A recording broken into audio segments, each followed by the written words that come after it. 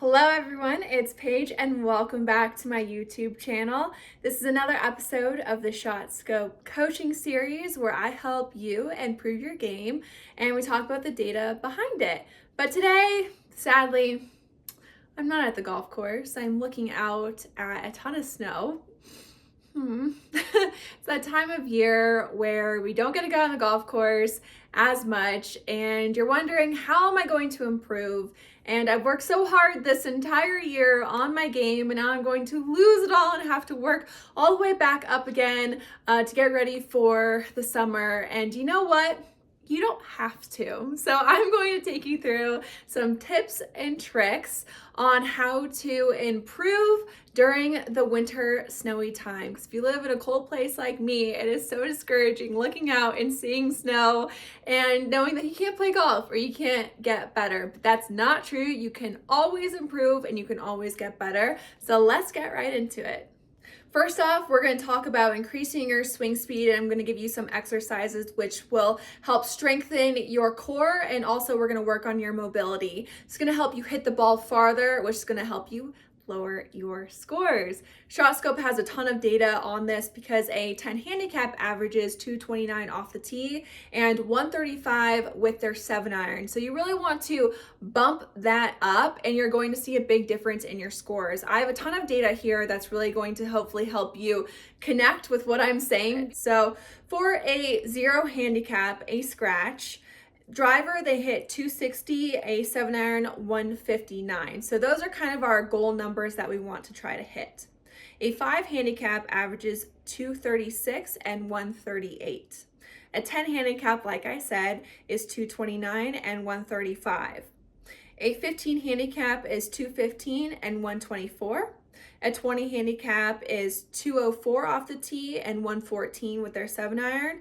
And a 25 handicap is 191 off the tee and 101 with their 7-iron. And this is important because your average tee shot distance when birdie is made is 259. So again, the farther you hit it, the more opportunities you're going to have to make birdies. Average tee shot when you make a par is 246. The average tee shot when you make a bogey or worse is 233. So you can really see that when you're hitting it shorter, you have longer irons in. It just makes it a lot more difficult. And so to give you those birdie opportunities, you want to hit it farther. And most people think, okay, I want to hit it farther, I'm going to swing faster. But how do you swing faster? Well, it's having a really tight, engaged core. So I'm going to show you some core exercises that I love to do, and also mobility. Stretching is so important. I see so many people who just can't get in the proper positions because their body just doesn't allow them to get in those positions. So all of these exercises you can do at home. No equipment is necessary, which makes this so much easier. I hate when they're like, here, this is how you need to improve with golf. You need this, this, this, this, this, and this. And you're like, I don't have that. And if it's so snowy out, sometimes you can't even leave your house to go to a gym. So these are really simple and easy exercises that you can do anywhere, anytime with no equipment.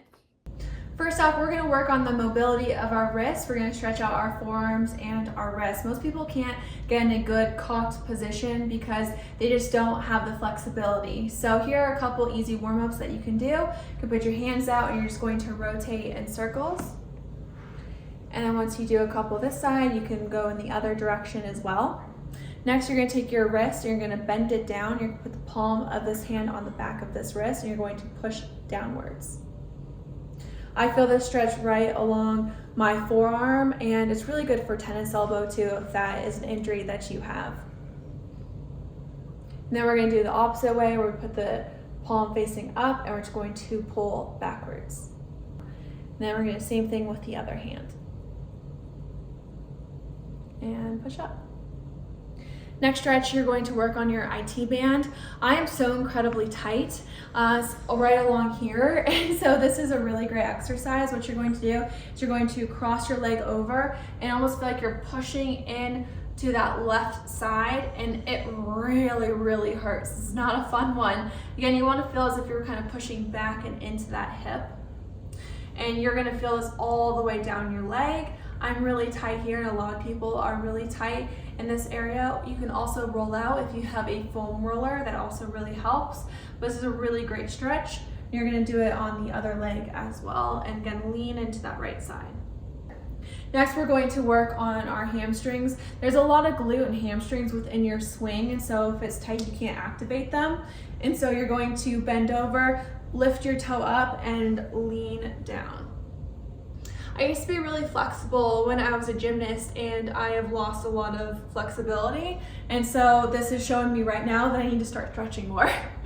So this is going to be my goal for the winter, is to work on my mobility and my stretching, because I can always be more flexible. And then the last stretch is, most people can't get in this position when they turn. And so you're going to sit down. You're going to cross your leg over, your right leg over your left. You're going to put your left arm along that right leg, and you're going to turn. And then do the opposite side. So again, left leg over, right arm goes along the left leg, and you just push against.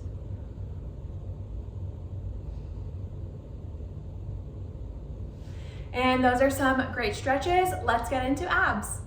Getting a strong core is so important to increasing your swing speed and hitting it farther. I have been really into Pilates and Legree.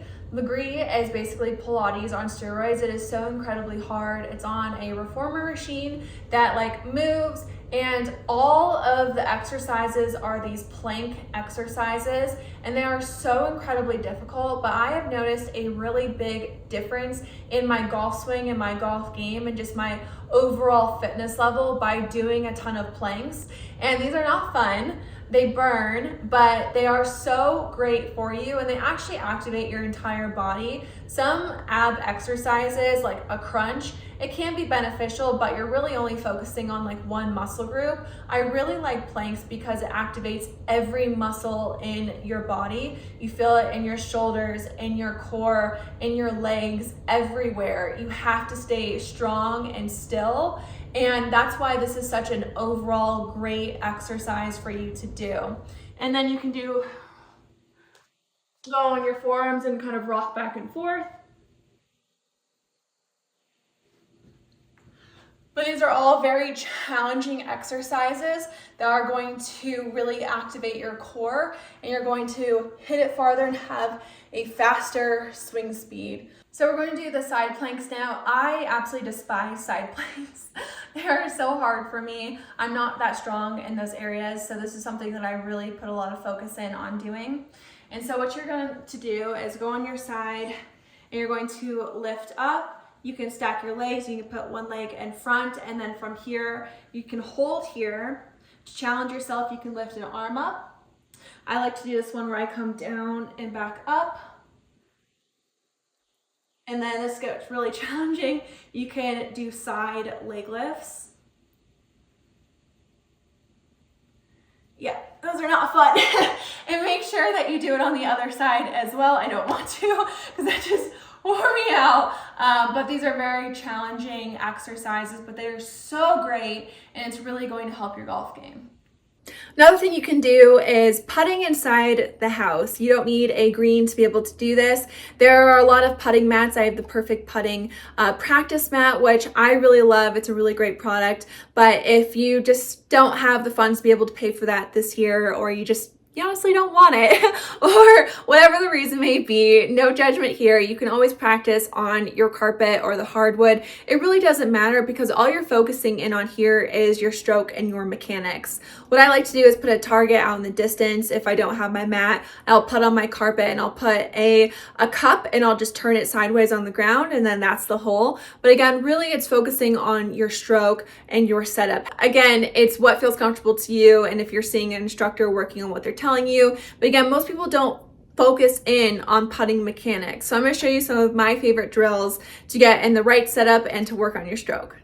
The first drill I'm going to show you is a setup drill. I have the Perfect Practice putting mat, but you don't need a mat. You can just do this on the carpet as well. I like the mat because it does have nice tracks on it, so it helps me with my setup and also my swing path on my putter. But for this drill, you don't really need anything. All you need is a golf ball, oops, and a golf ball on the ground.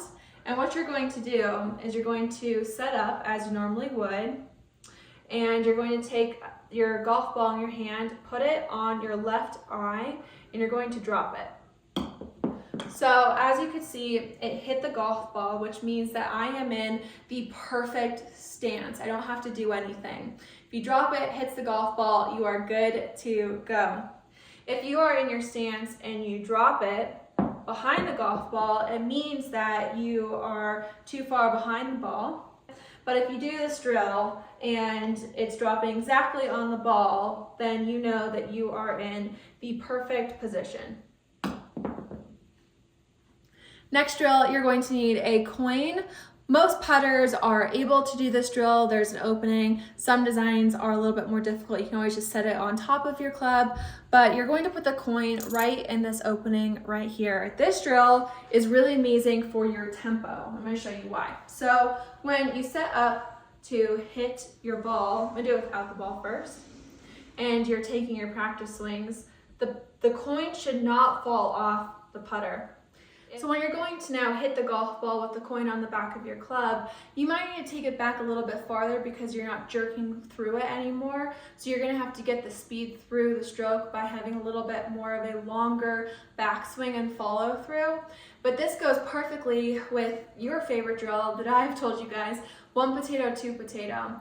1 potato, 2 potato. It has to be a little bit longer, more fluid, so you can combine both of them together, the coin drill and the potato drill. 1 potato, 2 potato. And I didn't quite hit that one hard enough, but you could still see it was really great tempo, and I hit it right in the sweet spot. 1 potato, 2 potato. Again. 1 potato, 2 potato.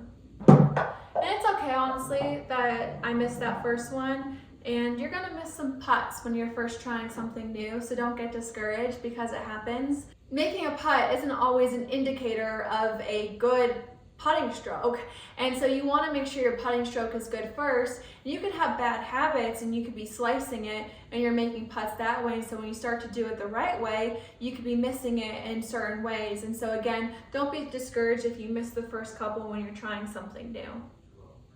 1 potato, 2 potato. And you can see how consistent my speed is and how easy it is. That's what you want. You don't want that. That is not what you want. You can see the coin fell, and that's not what we're going for here. So always think about your tempo and your speed. That is so incredibly important.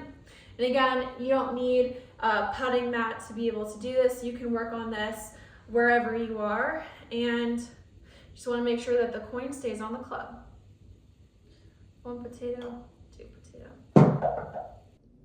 We have practicing in front of a mirror. This is really important because a lot of people, when they're out on the golf course, there's no mirrors around, so you can't see what you're doing. And sometimes what you see and what you feel are so vastly different.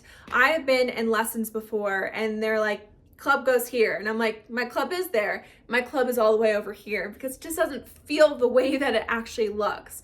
And so practicing in front of a mirror really helps you get your mind-body connection, because a lot of it is just doing it over and over and over again. It's that repetition. And some swing changes, like a grip change, is so incredibly difficult to make because you're not doing it over and over and over again. And then when you're on the golf course, you revert back to bad habits.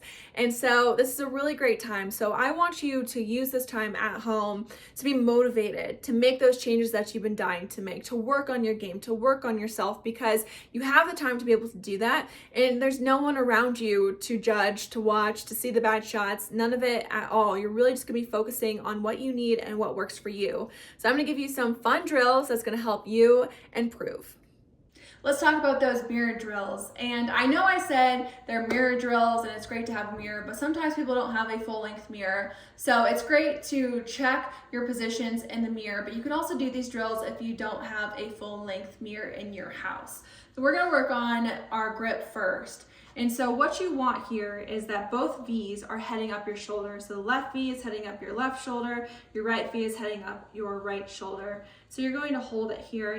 You're just going to hold your grip while you're sitting, while you're walking around. I just want you to get really comfortable with gripping the club and holding the club with the proper grip, because it's so difficult when you're out on the golf course and you're trying to make a grip change, but you want to see the ball flight, and it's just so uncomfortable. And so I want you to use this time just to keep re-gripping the club, feeling comfortable, and finding that correct position. The next drill is you're going to grab your club and you're going to put it along your shoulder line and cross your hands.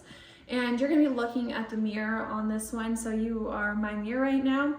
And I want you to work on turning your shoulders. Most people tend to dip and the club will go up in the air. You want to have the club just turn as much as possible. And when you're looking at the mirror, you want to see the club turn. You don't want to see the club dip back and dip down.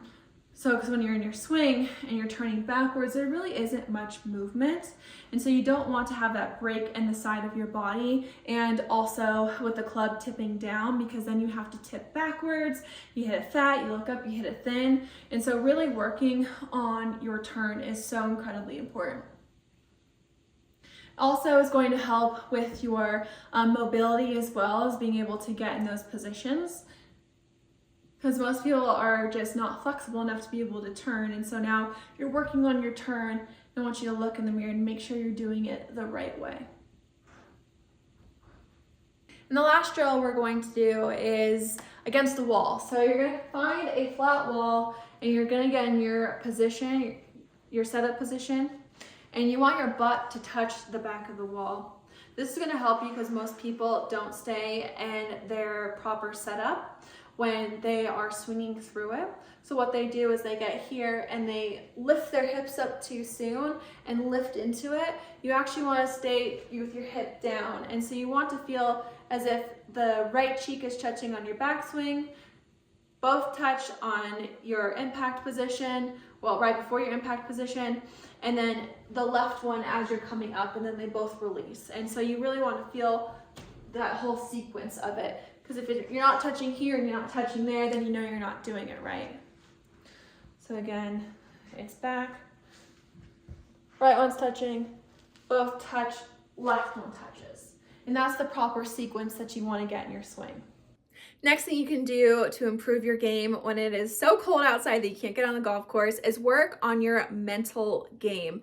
As we know, golf is 99% mental, and I know this well because I struggled with this so much when I was playing professionally, and it was ultimately the reason why I stopped playing, because I didn't have it up there. Between the ears was mush. Like, it did not work for me. I tried everything and I just didn't have it. But you can always improve. And even now, I really focus in on my mental game, working on my visualization, which takes a lot of time and practice. So you can work on that at home. Something I like to do is just close my eyes before I go to bed, and I play one of my favorite golf courses from 1 through 18 and visualize every single shot that I want to hit. You go through your whole pre-shot routine, seeing the shot shape, executing the shot. That's really good. There's also books that can help you improve. There are so many really amazing books out there. ShotScope actually has an ebook that you can download that's going to help. Rob Rotella has 2 amazing books, Golf is Not a Game of Perfect and Putting Out of Your Mind.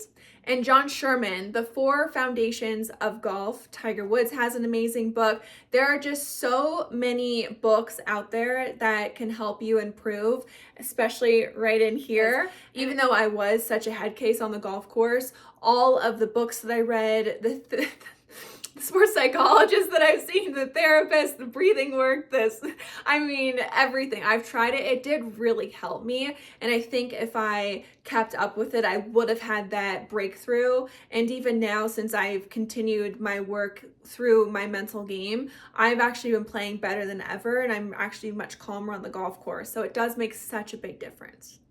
Lastly, one of the last steps to improving your game during the winter time is reviewing your shot scope data. Is going through and really analyzing it and breaking it down and seeing where your weaknesses are, so you know what to practice when you're able to go out on the golf course. Or you can go to a place like an X Golf, an indoor simulator. You can work on certain drills that are specific for what you need to improve on, but you need to know what you have to practice and what you need to get better at. And so really going through, digging through your data, because I'm sure you played so much golf this entire year and you haven't really sat down and looked through all of your data. So now's the time to do that, and you're really going to see, okay, putting could improve, bunker game, great. Flop shots could be better. Iron game could be better. Driver, awesome. My miss is left, my miss is right, whatever it may be, but really taking that time to go through your data so you know exactly what you need to work on, because you don't want to make yourself crazy and work on things that you're already good at and avoid the things that you're not good at, because that's so easy to do because you don't like to do them because you're not good at them. And so you really have to force yourself to work on your weaknesses, and you need to identify them first. So going through all of your shot scope data is so incredibly important. But first you need to get a shot scope. So I'm gonna link it down below. Don't forget to use my code Paige. And I was gonna say happy golfing, but not yet. Happy indoor improving until we can go play golf again. But I hope you guys enjoyed today's video. Don't forget to leave a comment down below, like today's video, subscribe to my channel, and I will see you guys next Thursday.